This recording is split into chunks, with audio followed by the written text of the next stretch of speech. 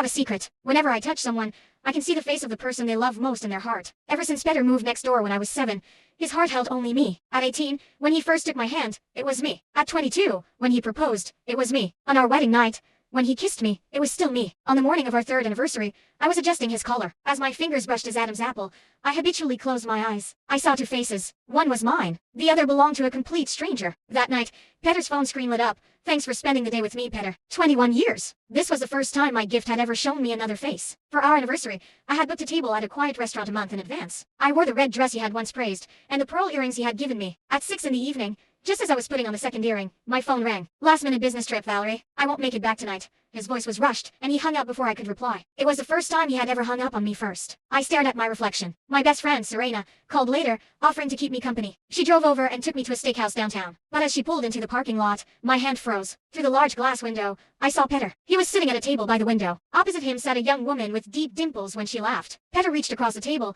his thumb gently wiping a smudge of cream from the corner of her mouth. It was a gesture he had done for me since we were 18. Serena saw them too, preparing to storm inside. I held her back. Don't, I said softly. At 11 that night, Peter came home. He brought a bouquet of red roses. After his shower, he wrapped his arms around me from behind. I'm so sorry about today, Valerie. I promise I'll make it up to you soon.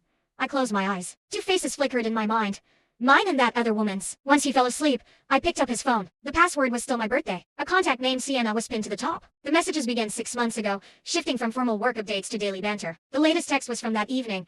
Thanks for spending the day with me, Peter. I put the phone back. Peter rolled over, pulling me into his chest. Who did you spend the day with? I whispered. A client, he mumbled. The next afternoon, I went to his office. In the elevator, I ran into Sienna. She recognized me instantly. Hi, Mrs. Peter. I'm Sienna, Mr. Peter's assistant. Her phone rang and she answered. Peter? Oh.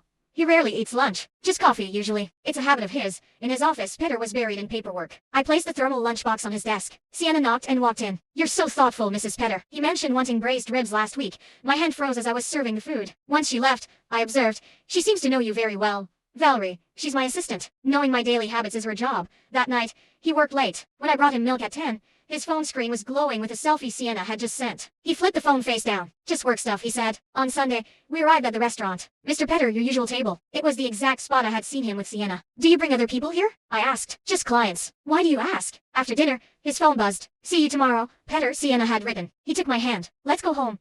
I let him lead me, looking down at our joined hands. I closed my eyes and lightly touched his wrist. The 2 faces were still there, perfectly equal. At 11 that night, I went to his study. I could hear him on the phone, his voice carrying a soft, tender tone. Yeah. Go to sleep. We'll talk tomorrow. I miss you too. He hung up, startled to see me. Peter, there's something I need to tell you. I've had a secret since I was a child. Whenever I touch someone, I can see the face of the person they love most. He froze. When I touched you at 7,